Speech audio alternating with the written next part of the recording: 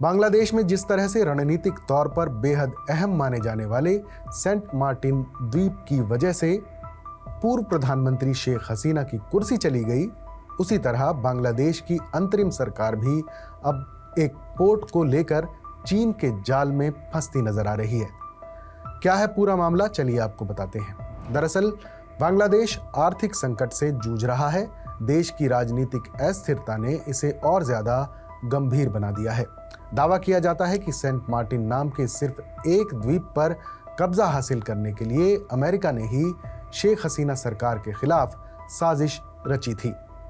बांग्लादेश की पूर्व प्रधानमंत्री शेख हसीना ने कहा था कि उनकी सरकार गिराने के पीछे अमेरिकी साजिश है। उन्होंने कहा था कि सेंट मार्टिन द्वीप ना देने की वजह से उन्हें सत्ता से बेदखल किया गया। प्रधानमंत्री पद से इस्तीफा देने और बांग्लादेश छोड़ने के बाद शेख हसीना ने कहा था कि मैं सत्ता में बनी रह सकती थी अगर मैंने सेंट मार्टिन द्वीप की संप्रभुता को छोड़ दिया होता और अमेरिका को बंगाल की खाड़ी में अपना प्रभुत्व कायम करने दिया होता। मोहम्मद यूनुस की अगुवाई वाली सरकार दक्षिण एशिया के प्रमुख कनेक्टिविटी पोर्ट को विकसित करने की योजना बना रही है, लेकिन ये प्लान उसके लिए महंगा साबित हो सकता है। दरअसल अंतरिम सरकार ने रणनीतिक तौर पर अहम माने जाने वाले मोंगला पोर्ट को विकसित करने के लिए चीन के साथ हाथ मिलाने का फैसला किया है। बताया जा रहा है कि इसे अंतर्राष्ट्रीय स्तर का बनाने के लिए चीन फंडिंग करेगा, लेकिन पूरी दुनिया जानती है कि चीन अपने फायदे के बिना किसी की कोई मदद नहीं करता। बांग्लादेश की अंतरिम सरकार में शिपिंग, टेक्सटाइल और जूट मंत्रालय के एडवाइजर सखावत हुसैन ने कहा है कि सरकार आधुनिकीकरण की कोशिशों के तहत मोंगला पोर्ट को अपग्रेड करके अंतर्राष्ट्रीय स्तर का बनाने जा रही है।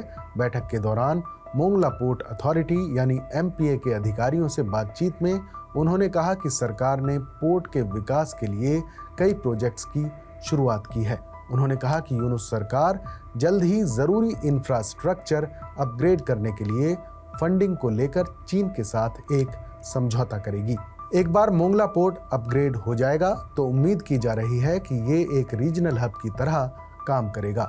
साथ ही नेपाल और भूटान जैसे पड़ोसी देशों को भी इससे फायदा होगा।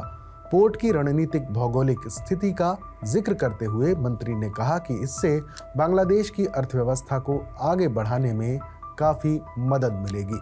दरअसल चीन पर आरोप लगते रहे हैं कि वो गरीब देशों को अपने कर्ज के जाल में ऐसे फंसाता है कि फिर उससे निकलना नामुमकिन हो जाता है।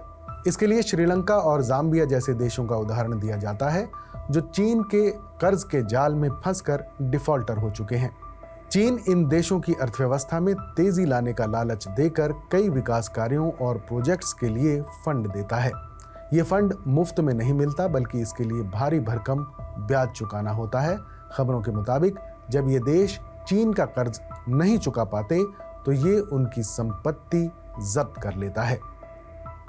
हालांकि चीन इन आरोपों को नकारता रहा है, लेकिन श्रीलंका का हम्बनटोटा बंदरगाह उसके कर्ज के जाल का बहुत बड़ा उदाहरण है। श्रीलंका ने इस बंदरगाह की 70% हिस्सेदारी 99 साल की लीज पर चीन को दे दी है। ये समझौता 2017 में हुआ था, क्योंकि चीन के कर्ज के बोझ तले दबा श्रीलंका उसका कर्ज नहीं चुका पाया और ये प्रोजेक्ट समय पर पूरा नहीं हो पाया। चट्टोगांव पोर्ट के बाद ये बांग्लादेश का दूसरा सबसे बड़ा समुद्री बंदरगाह है। बांग्लादेश का कपड़ा व्यापार जब अपनी ऊंचाइयों को छू रहा था, तब ये पोर्ट उस तरक्की में अहम भूमिका निभा रहा था। ये बांग्लादेश के दक्षिण पश्चिमी हिस्से में बगेरहाट जिले में मौजूद है। खुलना शहर से 48 किलोमीटर दूर स्थित इस पोर्ट को 1 दिसंबर 1950 को स्थापित किया गया था। ये साउथ एशिया का प्रमुख कनेक्टिविटी हब है।